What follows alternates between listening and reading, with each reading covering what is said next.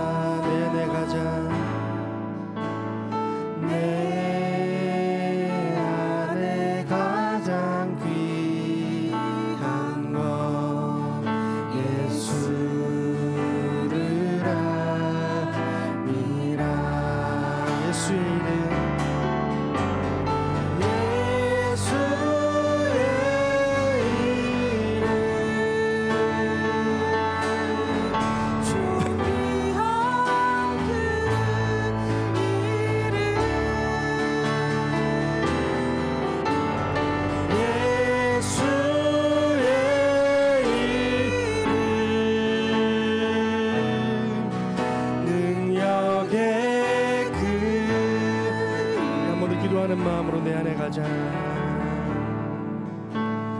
내 안에 가장 귀한 것 예수를 아니라.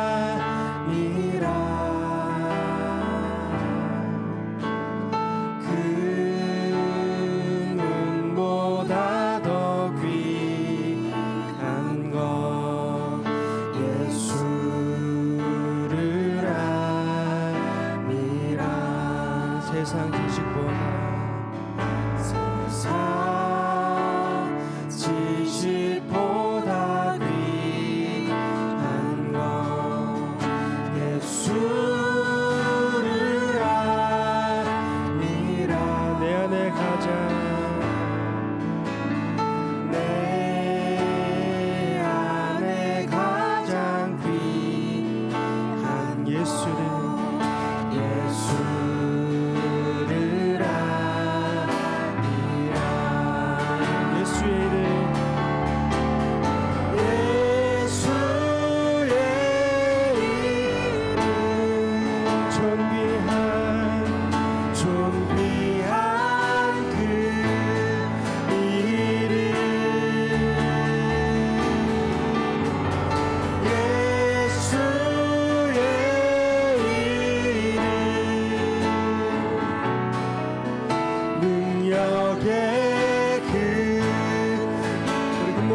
예수 이름 존귀한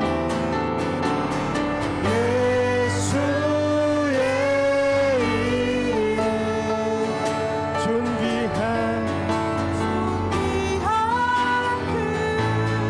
그 이름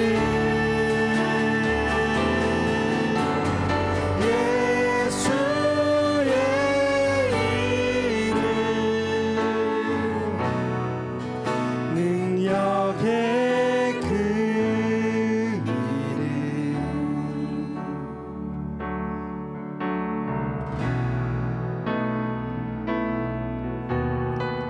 세상은 들리고 사람들은 변하여도 나는 주를 섬기리. 주님의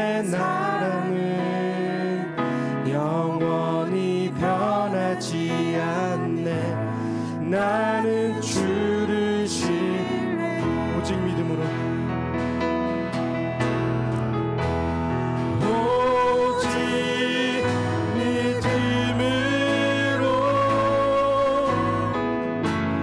믿음으로 내가 살리라.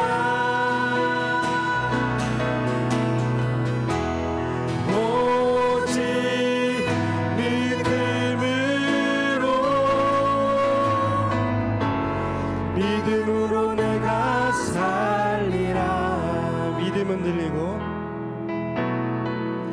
믿음은 들리고 사람들 주를 떠나도 나는 주를 섬기리. 주님의 나라는 영원히 쇠하지 않네. 나는 주를 신뢰해 오직 믿음으로 오직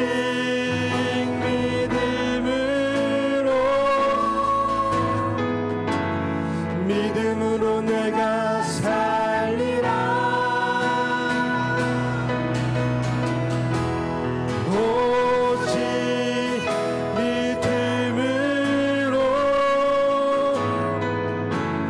믿음으로 내가 살리라. 오직 의인은 오직 의인은 믿음으로 말미암아 살리라.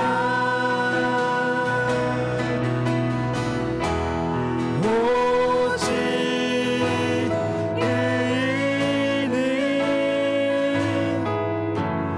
믿음으로 말미암아 살리라. 아멘.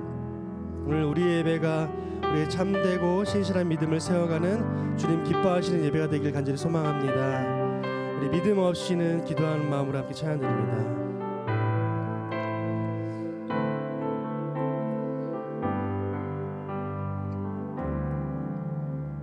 주님 제 마음이 너무 둔해서 주님을 볼 수 없습니다. 이 땅에 속하여 이 땅만 보다가 주님 손을 놓쳤습니다. 나는 나그네로 왔는데 왜 주저앉게 되었나. 나는 정직인데 언제부터 내 삶에 주인이 되어 버렸나. 믿음이 없이는 기쁘시기 못하나니 고된 수고고 다 헛될 뿐이라. 믿음이 없어서 무너진 삶의 모든 자리에 다시 주님을 기다립니다.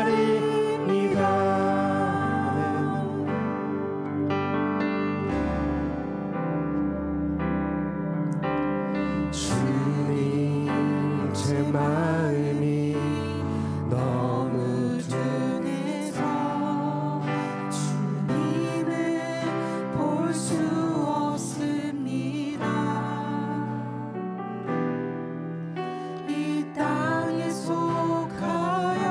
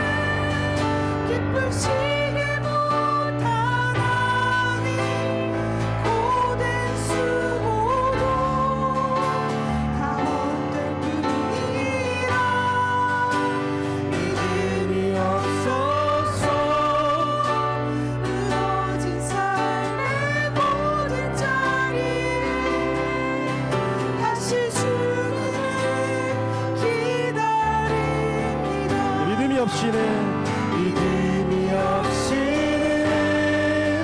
기쁘시게 못하나니 소된 수고도 다 헛될 뿐이라 믿음이 없어서 무너진 삶의 모든 자리에 다시 주님을 우리 한 번 더 믿음이 없이는 기쁘시게 못하나니 고된 수고도 다 헛될 뿐이라 믿음이 없어서 무너진 삶의 모든 자리에 다시 주님을 기다립니다.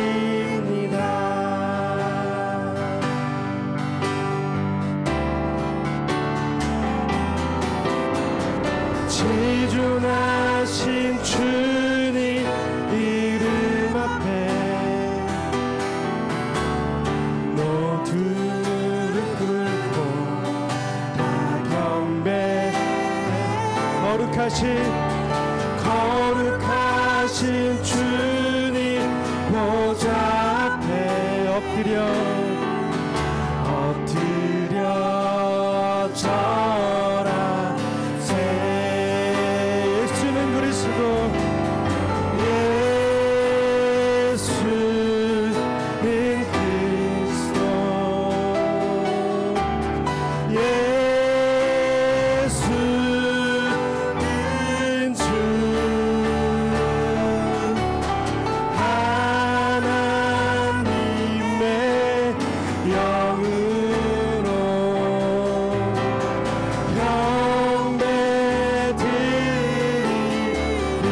예수는 그리스도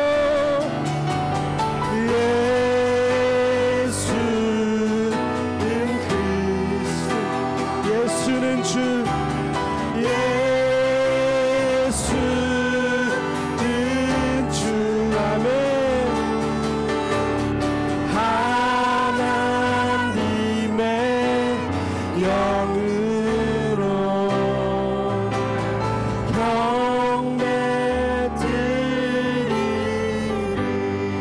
마지막으로 함께 찬양드립니다.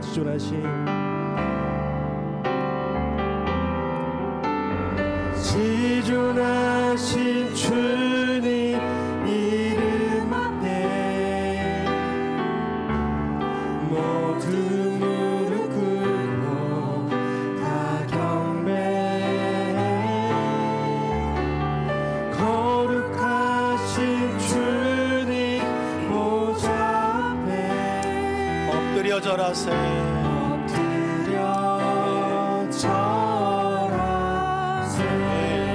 예수는 그리스도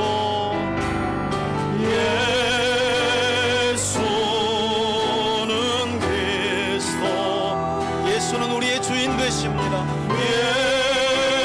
예수는 주 오직 하나님의 영으로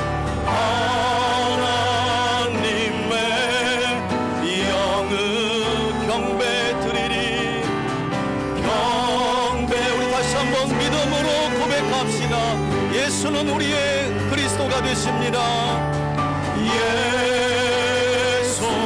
예수는 그리스도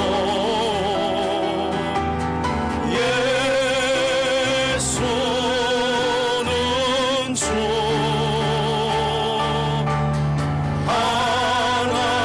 하나님의 영으로 경배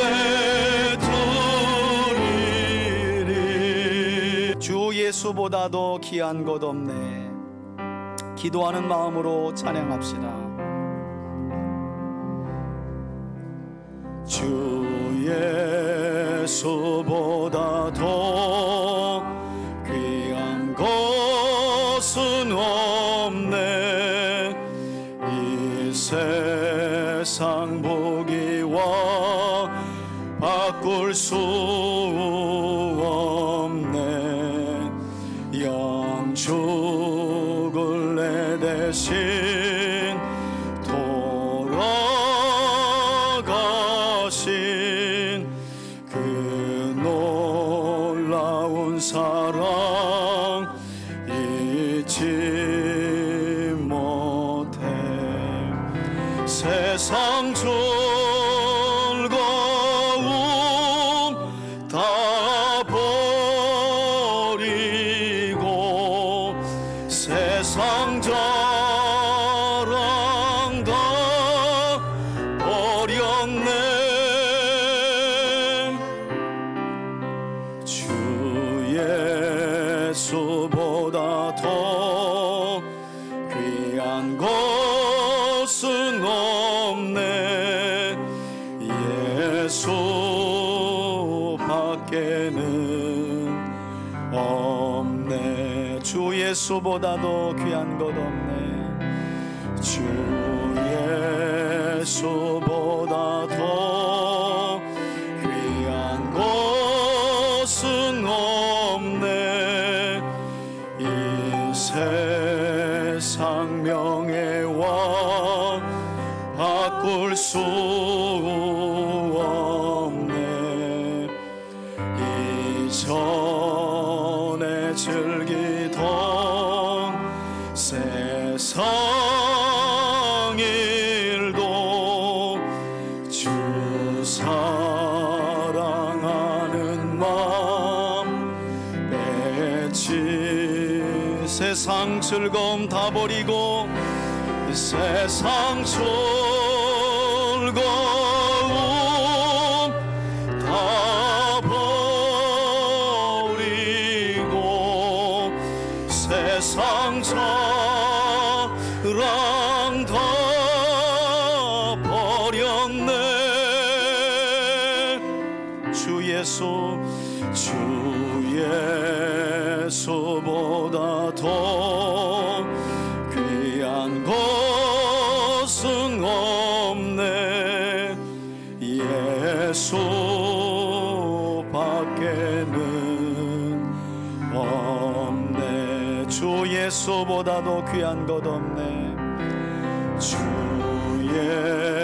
예수보다 더 귀한 것은 없네. 이 세상 행복과 바꿀 수 없네. 유혹과 핍박이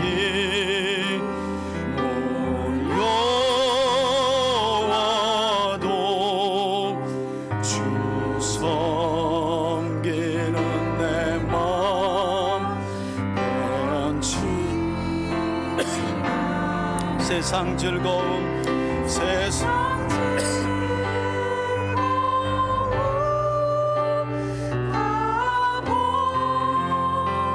세상 자랑 세상 자랑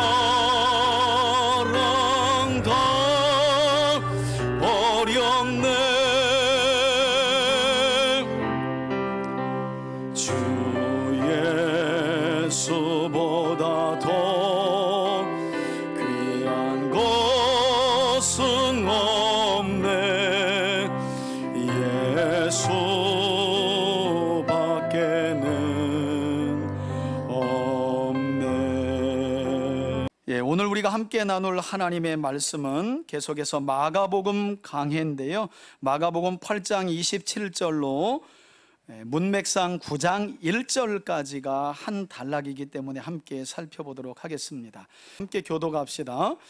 여러분, 오늘 본문은 아주 중요한 본문입니다. 마가복음 전체 중에 어쩌면 가장 중요한 핵심 본문이라고도 할 수 있습니다.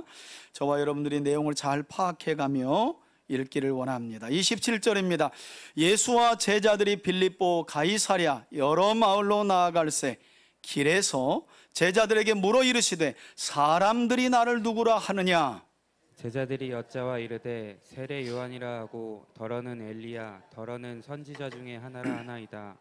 또 물으시되 너희는 나를 누구라 하느냐. 베드로가 대답하여 이르되 주는 그리스도 신이이다 하매 이에 자기의 일을 아무에게도 말하지 말라 경고하시고 인자가 많은 고난을 받고 장로들과 대제사장들과 서기관들에게 버림받아 죽임을 당하고 사흘 만에 살아나야 할 것을 비로소 그들에게 가르치시되 드러내놓고 이 말씀을 하시니 베드로가 예수를 붙들고 항변하매 33절입니다. 예수께서 돌이키사 제자들을 보시고 베드로를 꾸짖어 이르시되 사탄아 내 뒤로 물러가라. 내가 하나님의 일을 생각하지 아니하고 도리어 사람의 일을 생각하는도다 하시고 무리와 제자들을 불러 이르시되 누구든지 나를 따라오려거든 자기를 부인하고 자기 십자가를 지고 나를 따를 것이니라. 누구든지 자기 목숨을 구원코자 하면 잃을 것이요 누구든지 나와 복음을 위하여 자기 목숨을 잃으면 구원하리라.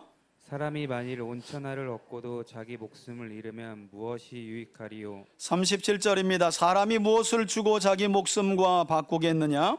누구든지 이 음란하고 죄 많은 세대에서 나와 내 말을 부끄러워하면 인자도 아버지의 영광으로 거룩한 천사들과 함께 올 때에 그 사람을 부끄러워하리라. 9장 1절은 함께 읽겠습니다. 또 그들에게 이르시되 내가 진실로 너희에게 이르노니 여기 서 있는 사람 중에는 죽기 전에 하나님의 나라가 권능으로 임하는 것을 볼 자들도 있느니라 하시니라. 아멘. 할렐루야. 오늘도 이 복된 주일 아침에 온 세상의 주가 되시는 여호와 하나님을 마음과 뜻과 힘을 다해 예배드리는 우리 3대 가족들에게 하나님께서 여러분들의 영적인 눈을 밝히 열어 주심으로 선포되는 말씀 안에서 예수 그리스도가 우리의 구세주이심을 깊이 깨닫고 또 예수님 한 분만을 주목하는 참된 은혜가 임하길 주의 이름으로 축원합니다. 여러분, 지난 주일 우리는 마치 영화의 한 장면을 보는 것처럼 벳세다에 살았던 한 맹인이 2번에 걸친 예수님의 안수 기도를 받으면서 마침내 그가 육체에 눈을 뜨게 되고 또 예수님을 주목하여 밝히 볼 수 있게 되었던 대표적인 메시아의 표적 사건에 관해 함께 살펴보았습니다. 이제 예수님의 공생의 사역은 갈릴리 사역을 중심으로 해서 이방인들에게 나아가셨고요. 그리고 이제 이방인들에게 메시아의 표적을 드러내신 후에 마지막 공생의 한 주간을 향해 가고 계셨습니다. 그리고 말씀드린 이 사건은 예수님을 받아들이고 따르기는 하지만 여전히 예수님에 대해 희미하게 알고 있었던 제자들의 영적인 믿음의 상태를 보여주는 상징적인 사건이기도 하다라고 제가 지난주에 여러분들에게 말씀을 드렸습니다. 무슨 말인가 하면 제자들은 예수님의 공적인 생애가 지금 끝나가고 있는 시점임에도 불구하고 예수가 아직도 누구이신지를 깊이 깨닫지 못했다는 거예요. 여러분, 복음서를 보면 아니 어떻게 이럴 수가 있지? 다른 표적은 다 두고라도 오병이어와 칠병이어의 표적과 기적이 일어난 현장에서 그걸 먹은 사람들도 예수를 몰랐다는 말씀에 약간 성경을 읽는 우리로서는 의아함이 많아요. 그런데 이렇게 하면 이해하시더라고요. 여러분들은 신앙생활을 얼마나 하셨습니까? 지금 몇 년째 신앙생활하고 계십니까? 그런 여러분들에게 그리스도는 누구입니까? 물어보면 그 사람들의 마음을 이해하시더라고요. 신앙생활을 오래 하고 열심으로 직분도 받았지만 여전히 그리스도가 누구이신지를 모르는 사람들, 아직도 그리스도를 희미하게 걸어다니는 나무처럼 보는 사람들이 교회 안에 있다는 거예요. 사실은 대부분의 사람들이 또 그래요. 그래서 그들을 이해하게 되는 거죠. 아, 충분히 그럴 수 있구나. 기적의 현장에서 예수님이 나누어 주시는 떡과 물고기를 먹어도, 그걸 먹고 배불러도 그리스도가 누구이신지를 아는 것은 그것과 별개이구나 라는 것을 우리가 비로소 알게 되는 거죠. 자, 이런 가운데 예수님은 제자들을 데리고 예루살렘 입성 전에 오늘 본문을 보면 어떤 내용이냐면 예수님이 제자들을 데리고 이제 예루살렘 입성 전에 마지막 여행을 하시는 내용이에요.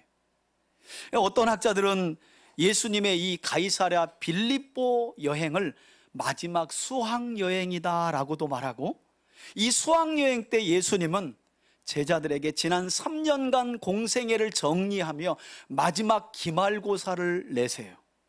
시험 문제는 뭘까요? 너희는 나를 누구라 하느냐예요. 여러분, 신앙생활은요, 예수가 누구이신지를 믿기 시작하며 시작하는 것이고요, 예수 그리스도가 누구인지를 알아가는 과정이 신앙의 과정이고요, 영원한 천국의 입성은 예수가 누구인지를 믿고 고백하는 사람들에게 열려지는 영원한 하나님 나라인 줄 믿습니다. 그러므로 예수가 누구인지를 아는 것은 너무너무 중요한 질문이고 그에 대한 답이라고 말할 수 있어요.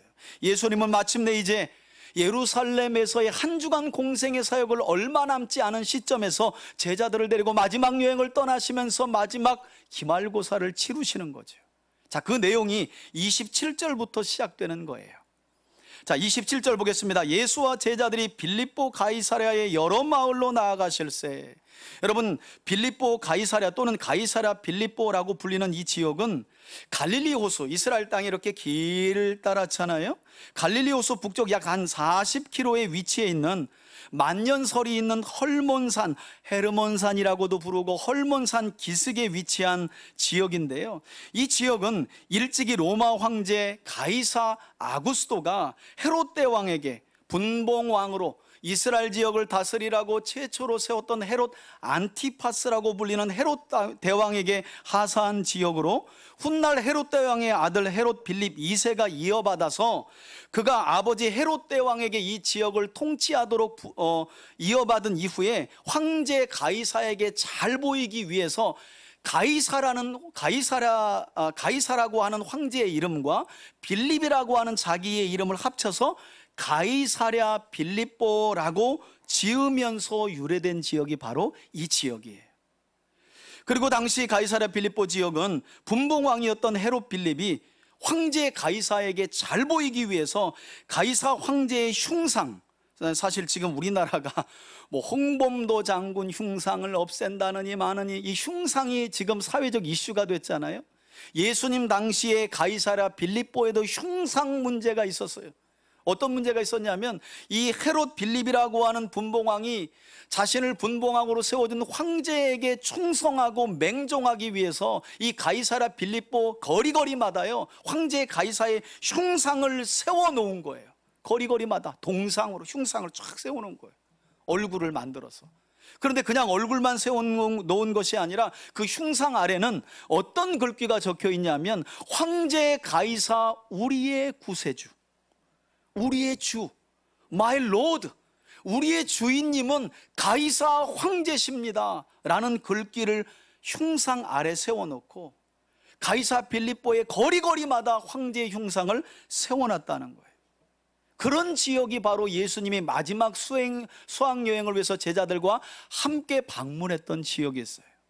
여러분, 뿐만 아니라 이 가이사랴 빌립보 지역은 헬라 제국이 잠시 다스리고 있었던 시절에 이 지역에는 대부분이 이제 그리스 사람들과 시리아 사람들인 이방인들이 살았던 지역인데요, 이곳은 대부분의 사람들이 목축업을 했다고 그래요. 그런데 헬라 제국이 이 지역을 다스릴 때에 목동들이 가축의 신이라고 불리는 판이라고 하는 우상을 아주 극심하고 열렬히 섬겼던 지역으로 알려져 있습니다. 그래서 이 가이사랴 빌립보 지역을 헬라 제국 시대에는 뭐라고 불렀냐면 판이라고 하는 가축의 신을 숭배하기 위해서 그 지명도 바꿔버려요. 뭐라고 바꿔버리냐면 파니아스라고 불렀어요. 파니아스. 가이사랴 빌립보가 아니라. 여러분, 예수님은 이처럼 황제의 위엄과 우상 숭배가 도시 전체를 압도하는 가이사랴 빌립보 지역으로 제자들을 데리고 가셔서 바로 이곳에서 이 질문을 던지신 거예요. 예수님 자신의 정체성을 물으신 거예요. 지금 이 시대를 살아가는 우리에게 이 질문을 적용해서 생각해 본다면 이렇게 바꿀 수 있겠지요? 돈과 권력과 쾌락이라는 강력한 힘에 의해 지배를 받으며 살아가는 이 시대의 우리들에게 예수님은 과연 누가 우리 인생의 진짜 주인이며 또 우리는 진정 어떤 힘의 지배를 받고 살아가고 있는지에 대해 마지막으로 물으신 것과 같아요. 자, 성경을 보실까요? 이어지는 성경을 보세요.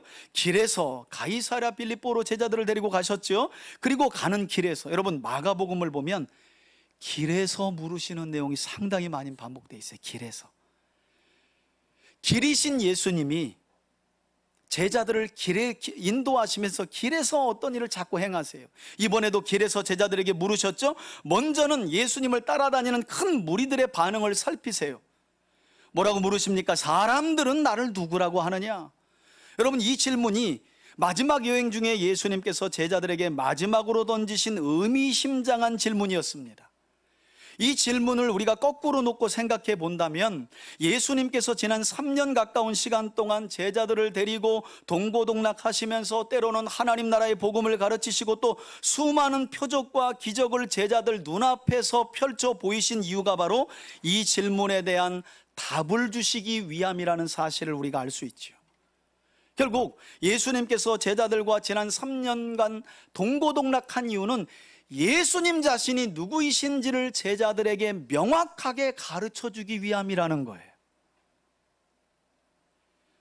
즉 예수님께서 제자들에게 물으신 이 마지막 질문의 본질은 이 자리에 있는 우리들에게도 우리가 신앙생활을 하는 궁극적인 이유와 목적이 무엇인지를 묻는 질문이기도 하다는 것입니다. 자, 이 질문에 대해 제자들은 사람들의 반응을 이렇게 전하지요. 28절을 보세요. 제자들이 여짜와 이르되 어떤 사람은 예수님을 누구라고 하고요, 세례 요한이라고 하고 또 더러는 엘리야라고도 합니다. 그리고 사람들 중에 일부는 그냥 구약의 선지자 중에 하나라고 하던데요. 이렇게 예수님께 대답을 전해요. 다시 말해 사람들 중에 일부는 여우라고 불렸던 분봉왕 헤롯 안디바와 같이 세례 요한, 그가 죽인 세례 요한이 환생한 것이라고 예수님을 생각했고요, 또 일부는 엘리야 선지자나 또 다른 선지자 중에 한 사람으로 생각했다는 거예요. 여러분, 엘리야나 선지자 중에 한 사람이 무엇을 의미합니까? 메시아를 예표하는 그림자 정도로만 생각했다는 거예요. 동일한 사건을 기록하고 있는 마태복음에는 여기에 한 선지자를 더합니다. 예수님의 행적을 보니까 이 구약의 눈물의 선지자 예레미야와 좀 비슷하다고 하는 사람들의 반응이 있는데요, 그러나 정답은 아니죠. 예수님은 메시아지 메시아를 증언하는 그림자가 아니었잖아요. 그림자가 아니라 실체가 왔는데 여전히 사람들은 모든 메시아의 표적을 그들 눈으로 목격하고도 여전히 메시아의 그림자 정도로만 예수님을 생각했다는 거죠. 이처럼 많은 사람들은 예수님이 행하신 표적을 목격하고 경험했지만 예수님이 구세주라는 사실을 아직도 깨닫지 못했다는 거예요. 여러분, 그런데 이때가 언제인지를 다시 한번 기억할 필요가 있어요. 이제 9장 넘어가서 10장이 되면 예수님이 예루살렘을 입성하신다니까요. 그러면 한 주채 예수님의 공생의 사역에 남지 않았어요. 그런데 아직도 그 많은 메시아의 표적을 목격하며 따라다닌 사람들이 엘리야인가? 예레미야인가?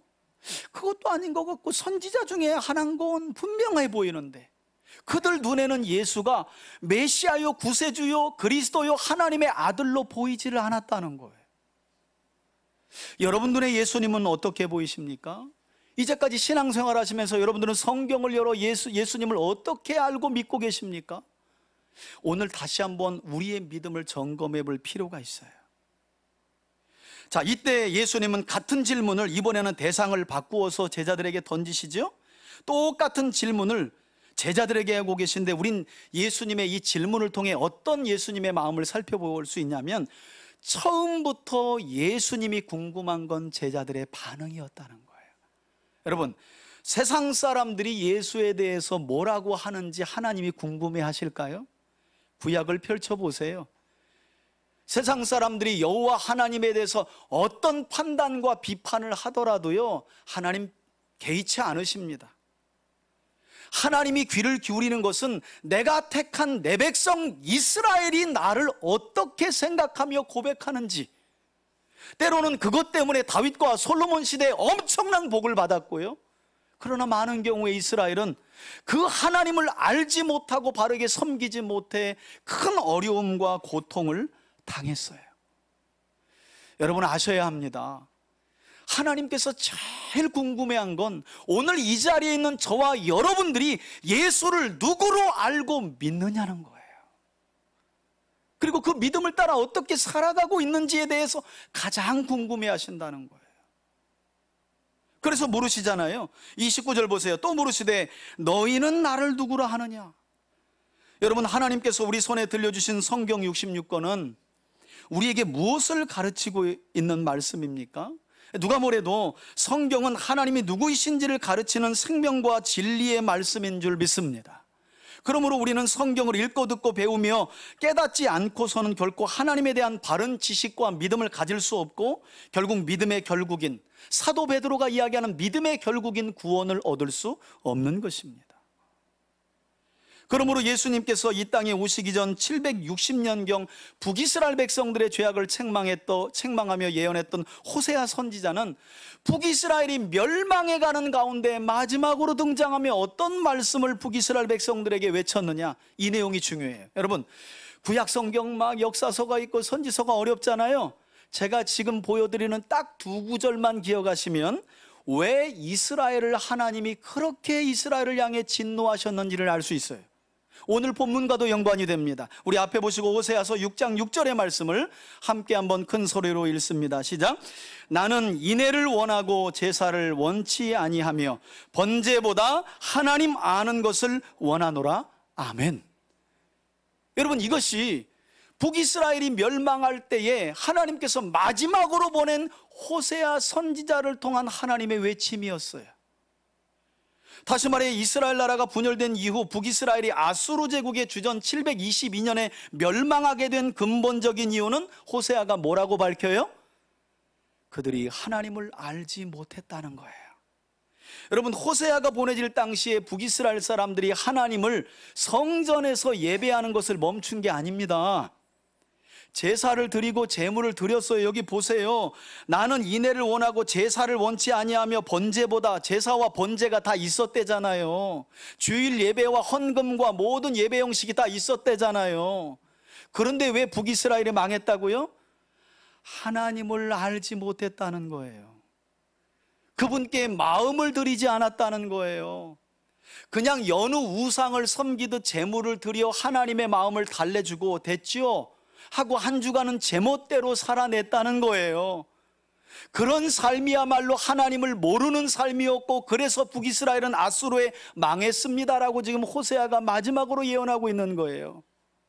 자, 그런가 하면 그러니까 북이스라엘이 멸망한 뒤로부터 100여 년이라는 시간이 더 흘러서 이번에는 남유다마저도 바벨론 제국에 멸망하게 되는데, 이때 보내진 마지막 선지자가 눈물의 선지자 예레미야였습니다. 여러분, 이 예레미야 선지자는 이제 남유다의 멸망 원인에 대해서는 또 뭐라고 할까요? 흥미롭게도요, 호세아가 외치고 간 말씀을 조금만 바꾸지 똑같이 또 말해요. 자, 우리 앞에 보시고 예레미야서 9장 23절과 4절 말씀을 함께 한번 읽겠습니다. 시작. 여호와께서 이와 같이 말씀하시되 지혜로운 자는 그 지혜를 자랑하지 말라. 용사는 그의 용맹을 자랑하지 말라. 부자는 그의 부함을 자랑하지 말라. 자랑하는 자는 이것으로 자랑할지니 곧 명철하여 나를 아는 것과 나 여호와는 사랑과 정의와 공의를 땅에 행하는 자인 줄 깨닫는 것이라. 나는 이 일을 기뻐하노라. 여호와의 말씀이니라. 아멘. 아멘. 여러분, 이렇게 예레미야 선지자 역시 남유다 백성들의 멸망 원인은 그들이 하나님을 바르게 아는 지식이 없어서 돈과 힘과 지혜만 자랑하다가 멸망하고 말았다는 것이 예레미야 선지자의 예언의 결론이었어요. 이것이 하나님께서 멸망당하고 말았던 이스라엘 백성들에게 수많은 선지자들을 보내 외쳤던 말씀의 핵심이기도 합니다. 그러니 여러분, 하나님이 택한 선민도 하나님이 누구이신지 모르니 망하잖아요. 이건 그리스도 안에서 새 언약 백성으로 택함받은 우리에게도 경고의 말씀이 되잖아요. 예수께서 값없는 은혜로 우리에게 믿음을 주셔서 구원하셨지만 구원받은 백성도 이 땅을 살아가면서는 얼마든지 뭐 할 수 있다는 거예요? 망할 수 있다는 겁니다. 망할 수 있다는 거예요. 뭐 때문에 망한다고요? 하나님을 알지 못하기 때문에 망한다는 거예요. 여러분, 지금도 우리 주님은 세상 사람들이 아닌 이처럼 교회와 성도들인 저와 여러분들에게 바로 이 질문을 계속해서 던지며 묻고 계신 사실을 기억해야 합니다. 너희는 나를 누구라 하느냐? 신앙생활은 제가 조금 전에 말씀드린 것처럼 이 질문에 대한 답을 찾아가는 과정이고, 또 그 답이 기록되어 있는 것이 성경 66권이며 그 답을 가르치는 곳이 바로 교회라는 거예요. 그러므로 교회는 다른 거 하면 안 돼요. 정치 활동에서도 안 되고요, 이권을 위해서 사람들을 동원해서도 안 돼요. 교회는 유일하게 그리스도가 누구인지 하나님의 말씀을 열어 가르쳐 죄인들을 회개시키고 하나님께로 돌아오게 하여 하나님 나라를 이루어가는 곳인 줄 믿습니다. 왜냐하면 그게 하나님의 소원이고 목적이고 교회를 세운 이유이기 때문이에요. 저는 그런 점에서 우리 3대 가족 모두가 하나님의 말씀인 성경을 통해 예수 그리스도를 바르게 알아가기를 바라고, 하나님에 대한 바른 지식을 배워갈 수 있기를 바라고, 그로 인해 구원을 확신할 수 있을 뿐만 아니라 구원받은 하나님의 사람답게 거룩하고 복된 삶을 살아가기를 주의 이름으로 축원해 드립니다. 여러분, 제자들을 향해 너희는 나를 누구라 하느냐라고 물었던 예수님의 질문에 대해 놀랍게도 오늘 본문을 보면 예수님의 제자 중에 하나였던 누가요? 베드로가 이 핵심의 정답을 또 말해요. 사실은 세상 말로 말하면 베드로는 똥볼을 잘 차는 사람이었거든요. 좀 엉뚱한 기질을 가지고 있죠. 그런데 웬일인지 이때만은 예수님이 내주시는 기말고사의 정답을 베드로가 적어내는 거예요. 할렐루야. 그러니까 교회 안에서 늘 엉뚱한 이야기하는 사람 괄시하지 마세요. 하나님이 묻는 질문에 그이가 정답을 낼 수 있어요. 늘 정답 자랑하는 사람들이 오답 낼 수도 있는 거예요. 무시하면 안 돼요.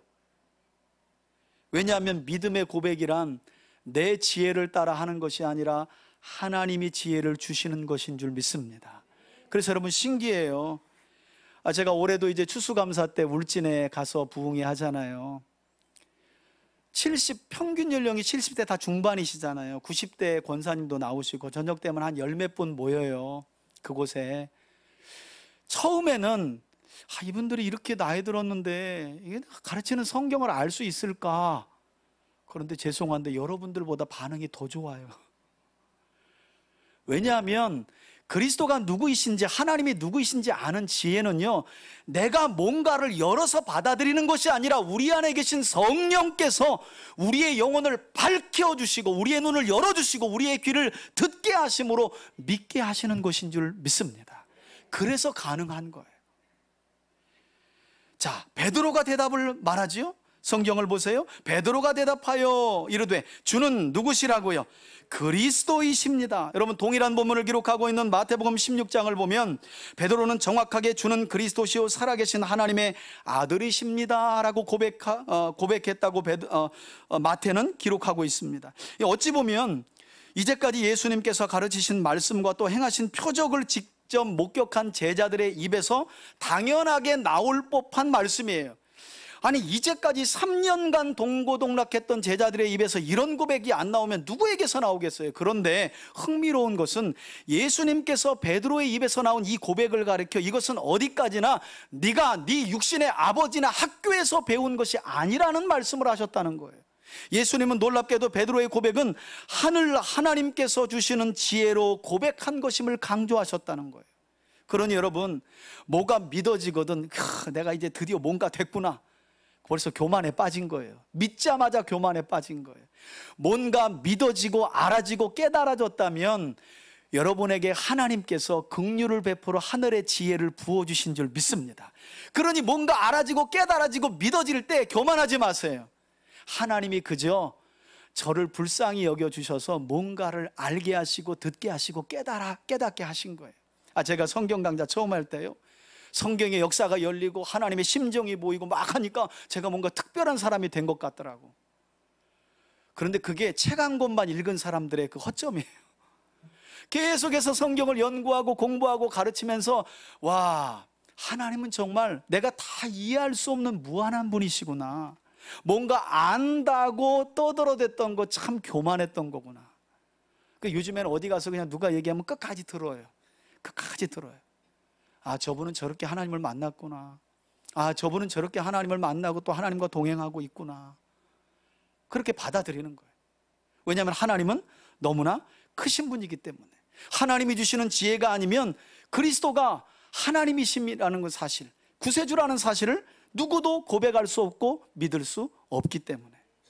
여러분, 이렇게 베드로가 하나님께서 주신 지혜로 예수님에 대해 정확하게 고백하자 30절을 보세요. 예수님은 이렇게 말씀하십니다. 이에 자기의 일을, 곧 예수님 자신이 구약에 예언된 메시아, 곧 그리스도와 하나님의 아들이라는 사실을 제자들에게 뭐라고요? 아무에게도 말하지 말라고 경고하셨다는 거예요. 물론 이제까지 이것은 뭐 자연스럽죠. 왜냐하면 예루살렘 입성 전까지 예수님께서 어떤 표적이나 기적을 일으키신 후에는 반드시 뭐라 그랬어요? 사람들에게 알리지 말고 쉿, 이렇게 하라고 하셨거든요. 학자들은 왜 예수님께서 이제 때가 다 되었는데도 베드로에게 이 놀라운 고백을 사방팔방 다니며 전도하라고 하지 않고 조용하라고 경고했을까라는 질문에 대해 학자들은 이렇게 설명합니다. 아직 베드로는 예수 그리스도를 정확하게 안 것이 아니었다는 거예요. 하나님께서 주시는 지혜로 그리스도가 누구인지 제자들과 무리 앞에 고백하긴 했지만 이 고백은 베드로가 스스로 깨닫고 한 고백이 아니었다는 거예요. 왜냐하면 다음 장을 넘어가면 알 수 있어요. 제자들이요, 예수님은 죽으러 올라가시는데 이제 예수님이 그 죽은 자도 살리시는 권능으로 로마 군인들을 제압하고 황제의 목을 쳐서 이스라엘을 다윗과 솔로몬 때처럼 다시 독립시켜서 아주 강한 나라로 만들 정복자처럼 생각했거든요. 그래서 그 예수께서 예루살렘에 올라가서 왕의 자리에 앉을 때 제자들은 누가 좌우편에 앉을 것인가, 그걸 생각하고 있었다는 거예요. 그래서 예수님은 베드로에게 아직까지 쉿 하라고 하신 거예요. 자, 그리고 나서 예수님은 이제까지 단 한 번도 제자들에게 말씀하지 않으셨던, 특히 구약의 이사야서 53장에 예언된 하나님의 놀라운 구원의 계획을 제자들에게 말씀하시죠. 31절 보세요. 인자가 많은 고난과, 처음 하시는 내용이에요. 또 예루살렘으로 올라가 유대 장로들과 대제사장들과 서기관들에게 어떻게 되고요? 버림받되고 죽임당하고, 보세요, 고난당하고 버림받되고 죽임당하고, 그러나 사흘 만에 다시 살아나야 할 것을 어떻게 해요? 처음으로 비로소 제자들에게 가르치셨다는 거예요. 즉 예수님은 이제까지 제자들이 영적인 눈을 뜨긴 했지만 여전히 예수님 자신이 누구인지 정확하게 깨닫지 못했기 때문에 장차 예수님께서 십자가에서 죽으시고 고난당하시며 다시 살아나심으로 하나님의 구원 약속을 성취할 것에 대해서 이제까지 가르쳐주지 않으신 거예요. 하지만 이제 하나님의 때가 되어 하나님의 지혜가 하나님의 지혜로 베드로가 제자들 앞에서 성자 예수님 자신의 정체성을 그리스도와 하나님의 아들로 고백하게 되자 예수님께서는 구세주로 오신 예수님의 구원 사역의 비밀을 이처럼 마침내 제자들에게 가르치기 시작하셨다는 거예요. 그리고 예수님은 이 사실을 앞으로도 이후에 보면 2번이나 더 가르쳐 주십니다. 저는 여러분들이 하나님과의 관계뿐만 아니라 예수님과의 관계가 이렇게 좀 성숙하고 돈독한 관계가 되시기를 주의 이름으로 축원해 드립니다.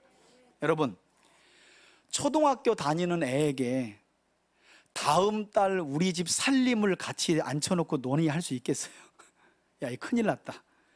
엄마 아빠 월급이 이거 다음 달에는 빵꾸날 수 있겠다. 이런 경제적인 문제를 초등학교 1학년 앉혀놓고 너도 가족이니까 앉아봐. 여러분, 이렇게 할 수 있겠어요? 없지요. 한 대학교나 돼야, 야, 아무개 이리 와봐라. 야, 이거 큰일 났다. 그죠? 그 정도 받아들이고 성숙한 정도 돼야 나눌 수 있잖아요. 제자들이 이제 하늘의 지혜로 예수님이 누구이신지를 밝히는 때가 되자, 그것도 스스로 깨닫고 한 것은 아니지만 예수가 누구이신지가 공적으로 드러나자 예수님은 비로소 이제 자신의 고난받으심, 죽으심, 그리고 버림당하심에 대해서 말씀해 주셨다는 거예요. 물론 부활도 말씀하시죠. 여러분, 문제는 조금 전 하나님의 지혜로 예수님이 그리스도라는 사실과 하나님의 아들이심을 고백했던 베드로였지만, 여전히 베드로는 하나님의 관점이 아니라 지극히 자기중심적인 사람의 관점으로 예수님을 보고 있었다는 거예요. 이게 이제 우리 모습이 여기서 나옵니다. 하나님이 일방적으로 주시는 구원을 받았어요. 믿음으로 예수가 누구신지, 하나님이 창조주요 구원해주요 심판해주라는 사실도 믿어져요. 그런데 문제는 그 믿음과 함께 우리는 여전히 하나님의 일을 따라 생각하는 것이 아니라 여전히 지극히 자기 중심적인 생각과 관점을 내려놓지 못하고 이기적인 생각과 사람의 관점으로 우리의 삶을, 때로는 하나님의 일들을 판단하고 생각할 수 있다는 거예요. 베드로와 똑같이 32절을 보세요. 드러내놓고 이 말씀을 하시니 베드로가 예수를 붙들고 어떻게 해요? 항변하매 그래요. 우리말로 상당히 고급지게 번역을 해놨는데요, 여러분, 이 항변하다라는 말은 33절에 보시면 베드로의 반응을 보신 예수님이 베드로를 어떻게 했다고 그래요? 꾸짖어. 그렇죠. 여러분, 흥미롭게도 베드로가 예수님이 야, 나 예루살렘으로 이제 올라가면 네가 생각하는 것처럼 로마 군인들을 압제하고 정복해서 이스라엘을 독립시키러 가는 게 아니야. 내가 고난받고 버림당하고 죽고 난 뒤에 부활하여 하나님의 구원을 성취하러 가는 거야. 그랬더니 베드로가 앞길을 막으면서 항변했다는 거예요. 여러분, 원어를 보면 베드로가 예수님을 향해 항변했다는 말씀과 그 다음 절에 예수님께서 베드로의 반응을 보고 그를 꾸짖었다는, 이 꾸짖다라는 말이 원어로 같은 말이에요. 같은 말이에요. 그래서 아까 제가 말씀드렸잖아요, 이런 모습만 봐도 조금 전 베드로의 고백은 스스로 한 것이 아니라 하늘 하나님이 주시는 지혜로 고백했다는 거예요. 그러니까 뭐 좀 깨닫고 알고 고백했다고 위대한 믿음이 되었다고 착각하시면 안 돼요.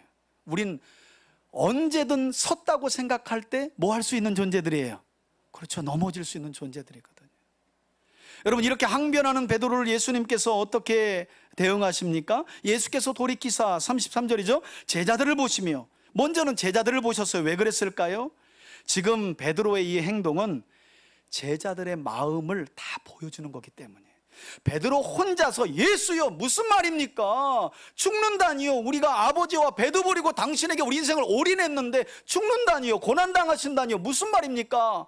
이게 베드로의 마음뿐만 아니라 누구의 마음을 대변하고 있다고요? 제자들의 마음이 다 그런 거예요. 그 마음을 베드로가, 조금 성격 급한 베드로가 드러냈을 뿐이에요. 그래서 예수님은 제자들을 주시하신 거죠. 왜냐하면 그들도 같은 마음이었기 때문에. 하지만 예수님은 앞장선 베드로를 꾸짖어. 사실은 살다 보면 이런 사람들이 감사해. 그죠? 같은 마음인데 나대다가 혼자 돼지게 맞고, 사실 나도 같은 마음이었는데. 그래서 살다 보면요, 이런 것도 교훈이에요. 어떤 생각이 있을 때 한 번 더 생각해야 돼. 생각이 있다고 나가잖아요, 돼지게 혼나는 수가 있어요. 근데 고맙지, 잠깐 멈춰서 생각하는 순간 누가 나가서 돼지게 혼나주니까 저건 아니구나 하고 우리가 깨닫잖아요. 베드로가 그런 상황이에요. 그래서 예수님은 앞장선 베드로를 꾸짖으시죠. 이 말이 항변했다는 말과 똑같은 원어입니다. 베드로를 가리켜 그러면서 예수님이 충격적이에요, 여러분. 와, 사랑하는 제자 요한의 아들 시몬아, 이렇게 요한복음에도 마지막에 예수님이 부르시기도 했는데, 이때는 베드로를 가리켜서 뭐라고 불러요? 사탄아, 내 뒤로 물러가라. 원어를 풀면 내 앞에서 사라지라는 말이에요. 꺼져라 이런 말이에요. 썩 사라져라 이런 말이에요. 그러면서 하시는 말씀이 내가 하나님의 일을 생각하지 아니하고 도리어 사람의 일을 생각하는구나 라고 말씀하세요. 여러분, 예수님의 이 말씀이 우리에게 무엇을 교훈합니까? 이것은 이 자리에 있는 우리들 역시 하나님께서 주시는 하늘의 지혜로 예수 그리스도를 구세주요 하나님의 아들로 고백하며 믿을 수 있지만, 얼마든지 이 자리에 있는 우리들도 우리가 고백한 믿음을 따라 하나님의 관점에서 하나님의 일을 생각하지 못하고 지극히 자기중심적이고 인간적인 관점에 사로잡혀 매사에 일어나는 일들을 하나님의 일이 아닌 사람의 일로 치부하며 살아갈 수 있다는 것을 경고해 주고 있는 거예요. 그러면 여기서 찬양하고 말씀 듣고 아멘 아멘 하고 그래 회개해야지, 그 사람을 미워하고 시기하고 질투했던 거 회개해야지 하고 교회 문을 딱 나서는데 갑자기 돌변하게 되는 거 있잖아요. 내가 왜 용서해? 시작은 그놈이 먼저 했는데, 이렇게 또 되는 거죠. 돌변하는 거예요. 돌변하는 거예요. 은혜 받고 내가 미쳤었나 봐. 내가 왜 그 자리에서 왜 그랬지? 사고는 그 인간이 다 쳐놨는데 왜 내가 또 용서를 해야 돼? 왜 내가 또 져야 돼? 또 그래 또. 그래서 완전히 바뀌어요. 하나님의 일에 조명을 받고 성령의 조명을 받고 회개하고 그 부분은 내가 실수했구나 다 정리가 끝났는데 갑자기 교회 문을 나서면서 사람 충만해지는 거예요. 사람의 일로. 이런 연약함이 베드로에게만 있는 것이 아니라 누구에게도, 그렇죠? 저와 여러분들에게도 있는 거예요. 그런 점에서 온전한 믿음이란 단순히 어떤 사람이 성경적인 고백을 아름답고 멋지게 말하는 상태가 아니라 그 고백대로 언제나 자기 중심적인 관점과 사람의 일을 뛰어넘어서 하나님 중심적인 관점에서 살아가며 생각하는 것. 여러분, 이것이 하나님이 기뻐하시는 온전한 믿음이고, 저는 저와 여러분들이 이런 온전한 믿음으로 세워져 갈 수 있기를 주의 이름으로 축원해 드립니다. 때로는 고난도 하나님의 관점에서 생각해 보면 유익이라잖아요. 시편에 고난당한 것이 내게 유익이라, 그로 인해 내가 하나님의 법을 깨닫는다는 거예요. 제가 위에 3cm짜리 혹이 있잖아요. 이번에 분명히 가서 크기의 변화가 없으면 이제는 동네 병원 가라 그랬거든요.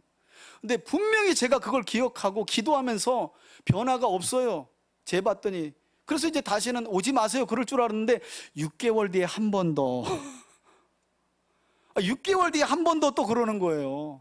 그래서 마음이 낙심됐는데 나오면서 이제 한 목사님하고 통화하는데 그분이 그런 거예요. 아이고 목사님, 별것 아니요. 하나님이 사람 낮추실 때는 여러 가지 방법을 생각해. 그래서 제가 아멘, 지일 아니라고 또 이렇게. 근데 그러고 보니까 아무것도 아닌 거더라고요. 있고 없고가 뭘 그렇게 중요해요? 안 그래요 여러분? 있고 없고가 뭘 그렇게 중요해요? 아니, 구원 받았다며, 하나님의 자녀라며, 이 땅에 사는 사람들은 누구도 한 번쯤 있는 죽음은 피할 수 없는 거라며. 그러면 하나님께서 미리 한번 생각해 보라고 초청장 정도 보내준 걸로 생각하면 되지. 제가 제 나이에 죽음을 생각해 볼 겨를이 있겠어요? 목사로서 맨 가는 게 이 젊은 나이에 장례식은 가서 장례 예배는 드리겠지, 위로는 하겠지, 기도는 해줄 수 있겠지. 그러나 저에게도 죽음이 닥칠 수 있다는 것을 제가 언제 생각할 수 있겠냐고, 이 바쁜 목회 중에. 근데 하나님이 초청장 한번 보내면서 생각은 하고 살아라, 이런 거죠. 감사합니다. 그런 거예요. 오히려 이런 초청장을 못 받고 일생에 여기가 조사오냐면 영원히 살 것처럼 살아가는 그이들이 불쌍한 거예요. 우리 나이 드신 분들, 나이 드시면서 살아가면서 관절이 이렇게 아프시죠? 한번 따라합시다. 초청장입니다. 허리가 디스크 오시죠? 한번 따라합시다. 초청장입니다. 주무시고 일어나도 개운하지 않으실 때가 있죠? 젊었을 때하고 다르죠? 뭐가 왔어요? 초청장입니다. 자고 일어났는데 얼굴에 주름이 하나 또 꼈어요. 뭐라고요? 성형수술이 아니라, 아유 이거 펴야 되는데 이게 아니라, 하나님 뭐라고요? 죽음을 한 번쯤 생각하라는 거예요. 그러나 여러분, 우리가 낙심할 필요는 없죠. 왜? 우리에게, 그리스도인들에게 죽음은 영생으로 들어가는 하나의 관문인 줄 믿습니다. 죽음이 끝이 아니잖아요. 영생으로 들어가는 놀라운 문이 죽음이에요. 그러니 근심할 것 없는 거예요. 주님이 함께 하시니까.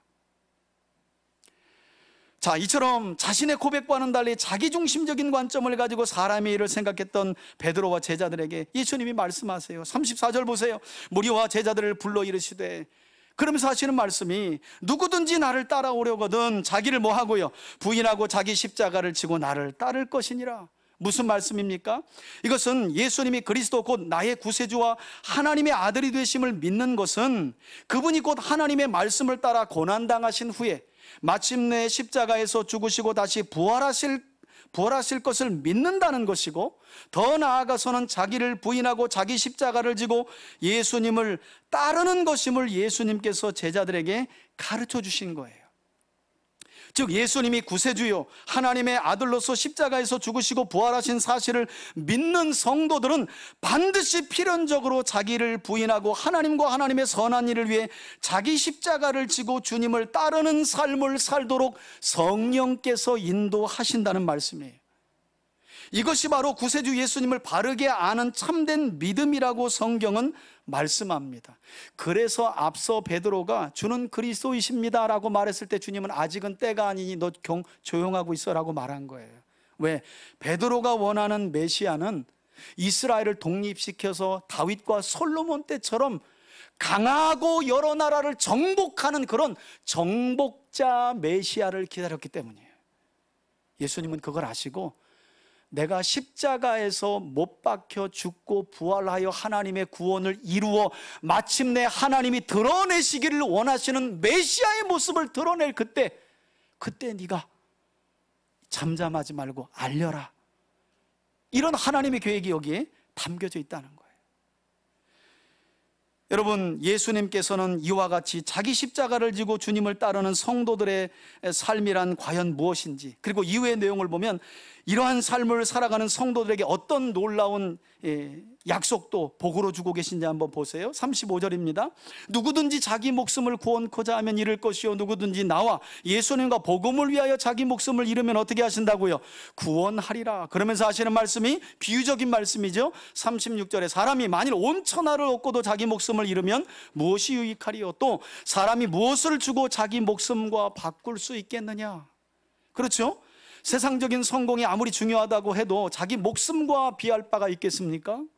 그만큼 생명은 그 무엇과도 바꿀 수 없는 중요한 것이라는 말씀인데요. 그러므로 예수님께서는 마태복음 26장에서도 십자가를 예수님 자신이 지시기 전에 가장 소중한 향유옥합을 예수님 앞에 깨뜨려 그분의 머리에 부어드렸던 한 여인의 희생과 헌신을 기억하시며 예수님 자신과 복음을 위하여 희생한 그녀의 헌신을 복음이 전파되는 곳마다 영원히 기억하라라는 말씀도 하셨던 거예요. 여러분, 우리가 기억하는 것과 하나님이 기억하시는 것이 다르다는 것을 기억하며 사셔야 돼요. 때로는 목사가 여러분들의 희생과 헌신을 기억하는 관점과 하나님이 여러분들의 희생과 헌신을 기억하는 관점이 다르다는 것을 아셔야 돼요. 저는 기껏해야 교회 안에서 그냥 뭔가 열심히 하면 저분 신앙 좋겠구나 라는 정도로 판단하고 그런 생각을 갖는 연약한 사람이에요.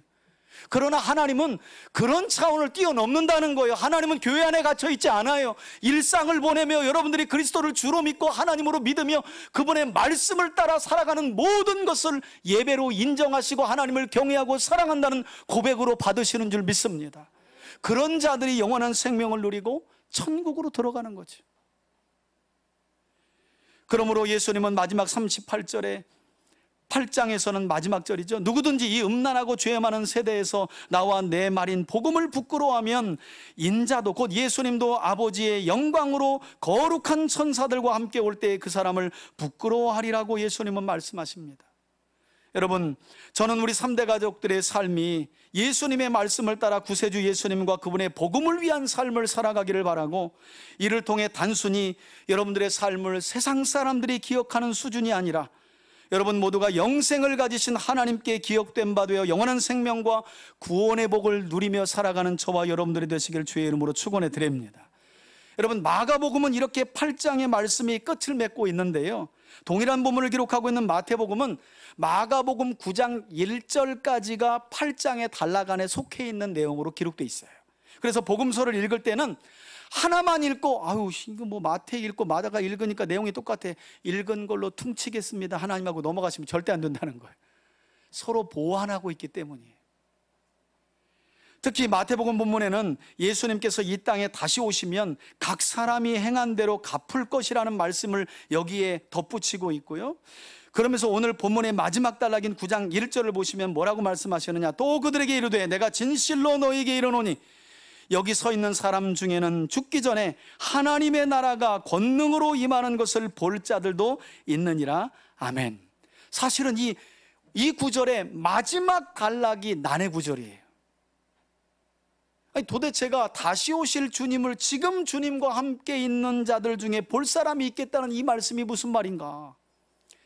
학자들은 두 가지로 해석을 하는데요. 다음 장에 나오는 변화산 사건, 예수님이 완전히 새롭게 되는 그 변화된 모습을 볼 자가 있을 것이다 라는 말씀으로 이 9장 1절을 해석하기도 하고요. 그러나 대부분의 신학자들은 이 말씀에 대해서 어떻게 해석하냐 하면 이 9장 1절의 말씀을 예수님의 재림 때에 있게 될 예언이라고 해석을 합니다. 그래서 학자들은 오늘 본문에 기록된 죽기 전에라는 말씀을 죽음을 맛보지 않고, 즉 여기에서 죽음을 맛보지 않는다는 의미는 죽지 않는다는 말이 아니라 계속해서 죽음에 묶여있지 않고 다시 살아난다는 것을 말해요. 다시 말해 예수님은 예수님 자신을 구세주와 하나님의 아들로 고백하면서 그분이 십자가에서 죽으시고 3일 만에 부활한 사실을 믿고 그 믿음을 가지고 자기 자신을 부인하며 자기 십자가를 지고 따르는 하나님의 사람들은 이와 같이 계속해서 한 번은 죽는 것이 정해져 있지만 그 죽음에 영원히 묶여 있지 않고 다시 부활하여 예수 그리스도의 재림을 통해 하나님의 나라가 권능으로 이 땅에 오게 될 것을 보게 된다는 말씀을 이와 같이 하셨다는 거예요.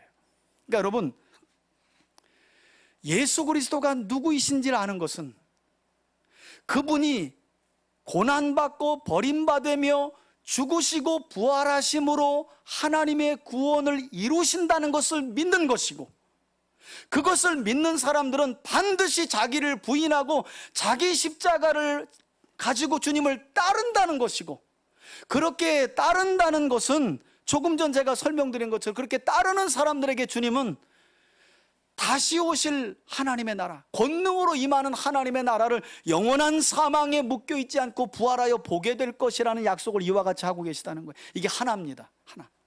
물론 지금 이 자리에 있는 여러분들은 믿음의 단계가 다를 수 있겠죠. 누군가는 지금 힘써서 그리스도가 누구인지를 알아가는 분들이 계실 거예요. 이제 막 신앙생활을 하시면서. 그런가 하면 어떤 분들은 그래? 나는 예수가 이런 분이길 원했는데 예수님은 철저하게 하나님의 말씀을 따라 십자가에서 죽으시고 다시 살아나심으로 나의 구원을 이루신 하나님이시구나, 이걸 알아가는 단계의 믿음을 가지신 분들이 있어요. 이걸 뛰어넘으면 그러면 그 예수님을 위해 나는 어떤 내 십자가를 지고 나를 부인하며 따라갈 것인가, 이걸 고민하는 분들이 있다는 거예요. 이런 사람들이 그리스도께서 재림하실 때 권능으로 임하는 하나님의 나라를 누리게 된다는 거예요. 저는 저와 여러분들이 이런 참된 믿음을 가지고 권능으로 임하는 하나님의 나라를 맞이하는 하나님의 사람들이 되길 주의 이름으로 축원해 드립니다. 여러분, 오늘날까지도 예수님이 누구신지에 대한 질문에 대해 많은 사람들은 다양한 대답을 해요. 들어보세요. 이슬람에 속한 무슬림들은요, 아직까지도 예수님 당시에 아까 사람들의 반응이 대부분 뭐였나요? 예수님이 누구라 그래요? 선지자죠. 그죠? 여러분, 이슬람에 가보면 이 무슬림들은요, 아직도 예수님을 선지자 중에 하나라고 설명합니다. 이게 무슬림들의 예수님에 대한 예수님관이에요. 예수님관. 그런가 하면 현대판 영지주의자들은 예수님을 신비한 영적인 지식으로 연합할 수 있는 신적인 존재라고 가르쳐요. 예수님 때나 지금 때나 영지주의자들은 신령한 지식을 가지면 예수와 연합할 수 있다, 이런 신적인 존재로 가르친다는 거예요. 또 말일 성도 예수 그리스도라고 하는 일명 몰몬교도들은 예수님을 가리켜 여호와 하나님과 인간이었던 마리아의 육체적 결합으로 태어난 아들이라는 이상한 주장을 해요. 성령으로 잉태되긴 했지만 하나님과 육신의 여자가 성관계를 해서 나온 그렇고 그런 사람이다, 이런 정도로 설명을 한다는 거예요. 그리고 스스로를 여호와의 증인이라고 주장하는 여호와의 증인들은 예수님을 천사장 미가엘이라고 불리는 고귀한 분 정도로 알고 있어요. 그 외에 대부분의 일반 사람들은 예수를 우리가 알듯이 4대 성인 중에 한 분 정도로만 알고 있다는 거예요. 여러분들에게 다시 묻습니다. 예수님은 여러분들에게 누구이십니까? 여러분, 예수가 누구이신지 알고 믿는 것은 반드시 여러분들 삶에 드러나게 돼 있습니다. 그게 내 믿음인 거예요. 내가 뭘 말하고 있고 뭘 하고 있는지가 내가 믿는 예수예요. 다른 게 아니에요. 베드로가 주는 그리스도시요 살아계신 하나님의 아들입니다고 말했다고 그게 베드로의 믿음이 아니었잖아요. 우리도 똑같은 거예요. 그래서 돌아봐야 한다는 거예요. 그래서 지금도 주님은 저와 여러분들에게 그리스도가 누구인지를 되묻고 계신 거예요. 계속해서 이 질문은 주님이 우리가 이 땅을 떠나는 날까지 절대 거두지 않으세요. 앞으로도 주님은요, 우리에게 계속 물으실 거예요. 너에게 있어서 나 예수는 누구냐? 너는 나 예수를 누구라 하느냐? 계속 물으실 거예요. 이 질문에 대해서 배워가고 알아가고 깨달아가고 고백하는 자들은 마침내 하나님의 나라에 이를 것이고, 이 질문을 애써 무시하고 예수가 나하고 무슨 상관이야? 내가 슬프고 힘들 때 위로나 해주면 되지, 내가 힘들고 어려울 때 기도 응답이나 해주면 되지, 그런 분들은 여러분 죄송하지만 기독교라는 종교에 빠진 거지 그리스도가 하나님이심을 믿는 분들이 아니에요. 그래서 정신 바짝 차려야 합니다. 그래서 깨어 있어야 되는 거예요. 여러분, 예수님은 범죄하여 하나님을 떠난 죄인들을 구원하시기 위해 하나님께서 친히 이 땅에 보내신 유일한 구세주이시며, 하나님의 아들이신 예수님은 그 근본이 하나님과 동일한 분이시라고 성경은 말씀합니다. 그리고 구세주 예수님의 오심은 단순히 사람들의 환영과 칭송을 받기 위해서가 아니라 십자가에서 죄인들의 죄를 대신해 짊어지시고 고난받으신 후에 죽으심으로 구원을 완성하기 위한 것이라고 성경은 또한 우리에게 가르쳐주고 있습니다. 오늘 본문의 말씀은 이런 사실을 믿는 사람들은 결코 자기중심적이며 인간적인 관점을 안에 갇혀 살지 않고 하나님의 관점으로 자신을 부인하며 또 자신에게 주어진 십자가를 지고 계속해서 주님을 따를 것이라고 말씀하고 있어요. 아이고, 자기 십자가 이야기하기만 하면 또 교회 봉사하라고 하는구나. 저는 이런 정말 미성숙한 짧은 생각에서 여러분들이 좀 벗어나시기를 바라요. 우리가 지어야 할 십자가가 얼마나 많은데 교회 봉사 하나 가지고 그걸 이야기합니까? 여러분, 가정에 있죠, 직장에 있죠, 삶 전반에 우리가 스스로 지어야 할 십자가가 얼마나 많습니까? 그걸 이야기하는 거예요. 그걸 이야기하는 거예요. 그리고 구세주 예수님은 이런 참된 믿음을 가진 하나님의 사람들이야말로 영원한 생명과 부활의 소망 안에서 마침내 하나님의 나라가 권능으로 임하게 되는 것을 볼 것이라고 약속하셨다는 거예요. 가끔요, 제가 정말 냉철하게 말씀을 연구하면서 오늘날 교회와 또 제 자신을 볼 때가 있어요. 성도들과. 저도 그런데 참 욕심이 많다 이런 생각 들어요. 많은 말씀을 알고 깨닫지만 과연 내 삶의 중심을 그렇게 온전히 하나님께 드리고 있는가? 긴 세월 그리스도를 알아왔는데 알아온 그리스도를 내가 닮아가고 있는가? 늘 그 질문이 저에게 찾아와요. 그러나 저는 이 질문을 외면하지 않아요. 왜? 이걸 외면하기 시작하면서 신앙은 병들기 시작해요. 죽어가기 시작하는 거예요. 힘들어도 이 질문 앞에 섰을 때 내가 바르게 세워져 갈 수 있는 거예요. 여러분, 이 질문 외면하면 그 길 끝에 주님은 안 계십니다. 그리스도가 누구인지에 대한 질문을 끝없이 하고 계신 분이 우리 안에 내주하고 계신 성령님이에요. 여러분, 성령님이 여러분들에게 뭐가 궁금하실 것 같아요? 오늘 뭐 먹었니? 어디 가니? 뭘 즐겁게 하니? 어떤 쇼핑하니? 이거 물어보실 것 같아요? 아니에요. 오늘이나 내일이나 그리스도께서 이 땅에 다시 오실 때까지 우리 안에 계신 성령님께서 우리를 향해 질문하는 것은 너는 나를 누구라 하느냐? 너에게 있어서 그리스도는 누구냐? 네가 그리스도를 성경에 기록된 말씀대로 얼마나 알아가고 있느냐? 알아간 그리스도를 얼마나 닮아가고 있느냐? 힘들지만, 때로는 곤욕스럽지만, 때로는 멀리 도망치고 싶지만 이 질문 앞에 서서 걸어가는 것이 신앙생활인 거예요. 이 길 끝에 영생이 있고 구원이 있고 하나님의 나라가 있고 복이 있고 형통이 있는 거예요.